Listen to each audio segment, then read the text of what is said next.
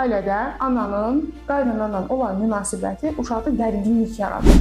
Bunu müşahidə etməyə başlayırıq və bu münasibəti həll etməyə çalışırıq ki, uşaqda bu gərginlik zaman-zaman itməyə başlasın. Ər-arvad münasibəti formalaşır, bundan sonra övlad dünyaya gəlir. Övlad dünyaya gəlməmişdən öncə hər iki valideyn buna hazır olmalıdır ki, uşağın yanında mübahisə etməmək. Ailənin fərqi yoxdur, maddi vəziyyəti ola bilər, mənəvi vəziyyəti olar. Bütün bunları uşağın yanında çox böyütmə. Təbii ki, uşağın buna xəbəri olmalıdır, amma çox böyütməmək, hər şeyi uşağın yanında danışmamaq. Canan xanım, salam. Salam. Canan xanım, üç sualım belədir. Valideynlərin ən çox etdiyi psixoloji səhv nədir? İlk öncə övladlarını başqa uşaqlarla müqayisə etmək. Bu sinif yoldaşları da ola bilər, qohumda olan uşaqlar da ola bilər və yaxud da həyətdə gedirlər, yolda gedirlər, hansısa bir uşağı görürsən, o necə cavab verir və yaxud o özünü necə aparır, sən bunu etmirsən kimi müqayisələrdir. İkincisi, övladlarını şərti olaraq sevdiyini göstərmək. Bu nə deməkdir? Yəni sən bu gün 3 almısan. Bu deməkdir ki, sən məni sevmirsən. Və yaxud da biz qonaqlığa getdik, sən orada özünü yaxşı aparmadın. O deməkdir ki, sən məni sevmirsən. Yəni bu kimi yanaşmalar düzgün deyil və psixoloji olaraq uşaqları çox yora bilir, özgüvən əksikliyi yarada bilir, hətta zamanla özünə qapanmaya belə gətirib çıxarda bilir. Valideynlərin etdiyi ən böyük səhvlərdən biri də hiperhimayəçi olmaqdır. Yəni uşaqları həddindən artıq çox qorumaqdır və bu da sonradan uşaqlar üçün çox, yəni həm yeniyetməlik dövründə, həm gənclik dövrünə keçid eləyəndə, dostluq münasibətləri quranda və yaxud da hər hansı bir iş münasibətlərinə keçid eləyəndə çətinlik yarada bilər. Bəzən görürük, uşaqlar özlərini aqressiv aparırlar, aqressiv davranmağa başlayırlar. Bunun səbəbi nə olur? Uşaqların aqressiv davranmağının yaşlara görə də fərqli növləri var. Məsələn, 3 yaşında bunu biz daha çox müşahidə edə bilərik. Məktəbə qədər dövründə, yeniyetməlik dövründə. 3 yaş dövründə biz bilirik ki, uşaqlar 3 yaş böhranını keçirdirlər. Burada mən özüm edəcəm düşüncəsi yaranır. Valideyn uşağa köməklik etmək istəyəndə qəbul etmir və burada artıq uşaqda aqressiya göstərilmiş olur. Növbəti dəfə isə məktəbə qədər dövründə olur. Yəni oyun yaşından məktəb dövrünə təlimə keçid edir uşaq və bu dövrdə artıq oyuncaqları uşağın yığışdırılmağa başlayır ki, əksər valideynlər bunu mütəmadi olaraq uşağa oyun verməməklə edir və yaxud da ancaq uşağı təlimə cəlb etməklə edir ki, bunu etmək olmaz və bu zaman uşaqda aqressiya yaranır. Digər ən böyük böhran isə yeniyetməlik dövründə yaşanır. Artıq müstəqil bir şəxsiyyət olduqlarını qəbul edirlər, özləri sərbəst olaraq qərarlar vermək istəyirlər. Yalnız valideynlər bunun qarşısını alanda isə aqressiv şəkildə uşaqlar reaksiya verirlər. Eyni zamanda boğulmuş duyğular da buna səbəb ola bilir. Məsələn, uşaqdan soruşmadan hansısa bir qərarların verilməsi, fərqi yoxdur, 5 yaşı var yoxsa 15 yaşı var və yaxud da tutam ki, uşaq nəyəsə əsəbləşir, nəyəsə hirslənir, söz olaraq bunu ifadə edə bilmirsə, artıq içinə atırsa bunları, aqressiya yaranır və bir yerdən sonra onu vulkan kimi püskürərək də ifadə etmiş ola bilər. Bundan əlavə avtoritar ailə modelində böyüyən uşaqlarda, yəni ancaq tutam ki, ata orada qərar verir və qərar müzakirə edilmirsə, ana qərar verir, qərar müzakirə edilmirsə, sonradan yenə də vurğuluram, xüsusən yeniyetməlik dövründə uşaqlarda aqressiya artıq daha şiddətli şəkildə özünü göstərə bilər. Bəs uşaqlarda stres ən çox özünü necə büruzə verir? Stres özünü həm fizioloji, həm psixoloji olaraq göstərə bilər. Fizioloji göstərmə, məsələn, bu günə qədər heç baş ağrısı olmayan, yəni baş ağrısından şikayətlənməyən uşaqlar başının tez-tez ağrıdığından şikayətlənir, qarın ağrısından şikayətlənir və yaxud da ürək bulanması olur. Valideyn həkimə aparır uşağı, amma həkim fizioloji olaraq heç bir şey görmür. Qarnının ağrımağına səbəb ola biləcək hansısa bir səbəb görmür. Psixoloji səbəblərə nəyi göstərə bilərik? Uşaqlar stressdən sonra özünə qapanmağa başlaya bilərlər. Uşaqlar stres halında əgər çox ünsiyyətçil bir uşaq idisə, çox az ünsiyyətə girməyə başlayırlar, sözlərə hə, yox, bilmirəm, yəni suallara bu cür cavab verməyə başlayırlar və yuxu qida rejimlərində dəyişiklik yarana bilər. Çox az yatırlar və yaxud da əksinə həddindən çox yatmağa başlayırlar. Daha sonra çox yeyə bilirlər. Bəzi uşaqlar isə əksinə çox az yeyirlər. Həmçinin paket qidalara, yəni çipslərdir, hazır qidalardır, soklardır, bunlara üstünlük verməyə başlayırlar. Qorxaq və özünə qapanıq olan uşaqlarda əsas problem nə olur? Qorxaqlığın və özünə qapanmanın yaranma səbəbi, əsas səbəblərdən biri ailədir. Ər-arvad münasibəti formalaşır, bundan sonra övlad dünyaya gəlir. Övlad dünyaya gəlməmişdən öncə hər iki valideyn buna hazır olmalıdır ki, uşağın yanında mübahisə etməmək. Ailənin fərqi yoxdur, maddi vəziyyəti ola bilər, mənəvi vəziyyəti olar. Bütün bütün bunları uşağın yanında çox böyütmə. Təbii ki, uşağın buna xəbəri olmalıdır, amma çox böyütməmək, hər şeyi uşağın yanında danışmamaq və bu nəzarətdə olmalıdır. Biz bunu edə bilmədikdə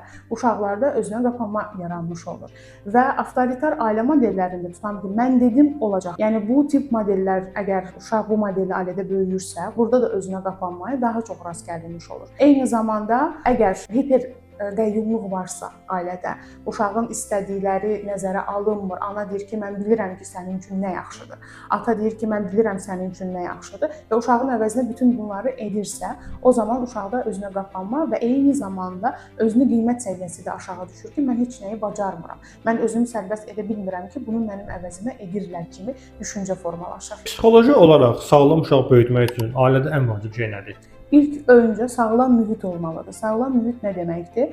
Yəni ər-arvad olaraq ailə qurulandan sonra əgər biz bilirik ki, övlad dünyaya gəlirsə, artıq bizim növbəti etaba keçidimiz başlayır. Yəni valideyn kimi, ana və ata kimi növbəti etaplara biz keçmiş oluruq. Bu zaman biz həm yaşadığımız yeri təhlükəsiz etməliyik, həm də özümüzdə bir problemlər varsa, tutan aqressiya varsa, biz bu aqressiyanı idarə etməkdə çətinlik çəkiriksə, bunun üzərində işləməliyik ki, övladımız dünyaya gələndən sonra aqressiyanı onun üzərində göstərməyək.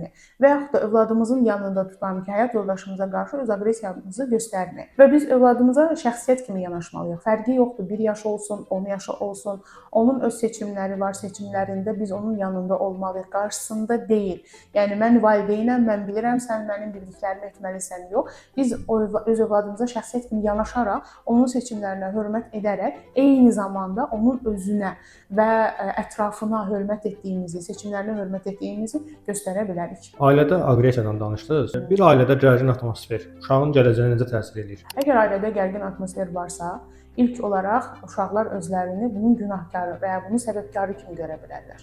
Əgər fikir versəz, xüsusən 3-6 yaş dövründə olan uşaqlar, əgər hansısa bir hadisə baş verirsə ailədə, yaxınlaşır, anadan və yaxud atadan soruşur ki, mən yemək yemədiyim üçün belə oldu, mən dərsimi düz eləmədiyim üçün belə olmuşdu. Elə bilirlər ki, səbəb onlardadır. Buna görə də ilk öncə bayaq da qeyd etdiyim kimi, biz əgər ata və ana olmağa hazırlaşırıqsa, ilk öncə bunu nəzərə almalıyıq ki, uşaqlar bütün bu gərginliyi, hətta ana bətnində olanda belə uşaqlar ananın keçirdiyi gərginliyi hiss edirlər. Və bu həm mənəvi olaraq uşağa öz təsirini göstərmiş olur, emosional olaraq uşağı geri sala bilir. Uşaq öz emosiyalarını ifadə etməkdə sonra da çətinlik çəkə bilər. Və buna görə də bu gərgin şərait və yaxud da biz artıq müşahidə edirik ki, tutam ki, ailədə ananın qaynananla olan münasibəti uşaqda gərginlik yaradır. Bunu müşahidə etməyə başlayırıqsa, bu münasibəti həll etməyə çalışırıq ki, uşaqda bu gərginlik zaman-zaman itməyə başlasın. Ata və ananın bir-biri ilə olan münasibəti uşağın xarakterinə təsir edir? Təbii ki. İlk öncə bu öz təsirini nədə göstərir? Ata və ananın bir-birinə qarşı olan sağlam münasibəti övladında o valideynlərinə qarşı olan hörməti daha da artırmış olur. Valideynlərin bir-birinə qarşı olan hörməti isə övladlarında həm özünə qarşı, həm öz valideynlərinə qarşı, həm ətrafa qarşı hörməti artırmış olur. Bu hörmətin artması sonradan o tutam ki, yeniyetməlik dövrünə gələndə, gənclik dövrünə gələndə ətrafdakı insanlardan da özünə qarşı bu cür hörməti görmək istəyir. Yəni o atasında, anasında ona qarşı necə hörmət görübsə, digər insanlardan da bunu tələb edir. Bu tələblə yanaşı da özü digər insanlara bu cür hörmətçil yanaşmış olur. Bəs qışqırmaq tərbiyə üsuludur, yoxsa travma yaradır? Xeyr. Qışqırmaq tərbiyə üsulu deyil. Bəzən valideynlər, məsələn, övladına mən qışqırmadan tərbiyə edəcəm yolu seçən valideynlər bir dönəmdən sonra artıq güclərinin tükəndiyini hiss edirlər və buna peşman olurlar. Mən bunu etməməli idim. Artıq tutam ki, övladımın 2 yaşı var, 3 yaşı var. Bu yaşa qədər mən onun üstünə qışqırmamışdım. Amma bugünkü hərəkətləri mənə buna vadar etdi. Mən onun üstünə qışqırdım. Bu nə deməkdir? Əgər mütəmadi olaraq qışqıran bir valideyn isə, sözlə mən övladımı idarə edə bilmirəm mesajını ötürmüş oluruq. Yalnız nə mərd, qışqıranda da bir söz deyirik. Sadəcə olaraq sadə bir tərzdə tutam ki, bir baxışımızla, bir işarəmizlə və yaxud da konkret olaraq yox, hə, olmaz deməyimizlə biz əgər övladımızı idarə edə bilmiriksə, bunun üçün dəqiqələrlə cavab qaytarmaq, hətta bir dönəmdən sonra onu təhqir edən sözlərə keçid etməyimiz bizim zəif olduğumuzu göstərir. Yəni tutam ki, 30 yaşlı mənim 3 yaşında övladım qarşısında acizliyimi göstərir ki, mən söz olaraq 3 ildir dünyada olan bir uşağa heç nə izah edə bilmirəm, artıq qışqırmağa başlayıram. Bu sonrakı etaplarda necə təsir göstərir? Tutam ki, uşaqlar onlara sakit tərzdə deyilən heç bir şeyi icra edə bilmirlər. Tutam ki, bir komandada işləyirlər və yaxud da bir ofisdə işləyirlər. Müdir onlara hansısa bir tapşırığı verir. Biraz, yəni 50-50 edəcək. Yox, onların üstündə kimsə qışqıranda artıq məsuliyyətin bu olduğunu düşünürlər. Yəni mənim üstümə qışqırdılar, deməli mən indi daha yaxşı işləyə bilərəm düşüncəsi onlarda formalaşmış ola bilər. Buna görə də valideynlər qışqırmaq əvəzinə həmin o məsələni həll etməyə çalışmalıdırlar. Məsələn, uşaq oyuncağını sındırdı. Biz başlayaq qışqırmağa, bununla da məsələni həll etmirik. Kiçik cəzalar verməkdən tutam ki, 1 həftə, 2 həftə və yaxud da 1 ay həmin oyuncağın eynisi uşaq üçün alınmır. Bu artıq uşağa cəzadır. Uşaq 1 ayda həmin oyuncaqsız, tutam ki, ən sevdiyi gəlinciksiz qalır və bilir ki, onun üçün yaxın gələcəkdə alınmayacaq. Növbəti dəfə oyuncaq onu alanda daha çox onu qorumağa başlayır ki, yəni bunun mənim üçün yenidən almayacaqlar. Xırda-xırda verilən cəzalardan danışdınız. Cəza vermək uşağa təsir edir əgər? Cəza vermək uşağa müsbət təsir göstərmir, mənfi təsir göstərir. Amma mən fiziki cəzadan və sözlü cəzadan danışıram. Emosional cəzanı isə son vaxtlar valideynlər çox istifadə edir. Mən səndən küsdüm və yaxud da bir gün ərzində övladı ilə danışmayan analar, danışmayan atalar olur. Niyə görə danışmırlar? Tam ki, hansı bir qonaqlığa gediblər, orada uşaq qaçıb, digər uşaqlarla oynayır, digər uşaqlar qaçdığı halda o niyə otursun? O da bunu etməlidir. Uşaq üçün ən böyük cəza emosional cəzadır. Yəni uşaq valideyndən asılıdır. Asılı olduğu bir insan 24 saat, bir gün ərzində övladı ilə danışmır. Tutam ki, uşaq yemək istəyir, su istəyir, bunu icra eləmir. Atasına deyir ki, məsələn, sən elə, sən onun yeməyini ver. Uşağın öz güvənini biz aşağı salmış oluruq. Eyni zamanda uşaqda biz nə yaradırıq? Uşaqda vicdan əzabı yaradırıq ki, kaş mən bu cür olmazdım. Kaş mən bu hərəkəti etməzdim ki, anam məndən küsməzdi. Cəza deyiləndə nəyi? Məsələn, kiçik cəzalar. Nədənsə məhrum edə bilərik. Televizor müddəti əgər 1 saat idisə, bu günlük televizora baxmayacaqsan. Səbəbini izah edirik ilk öncə ki, məsələn, mən sənə bir neçə dəfə xəbərdarlıq etdim.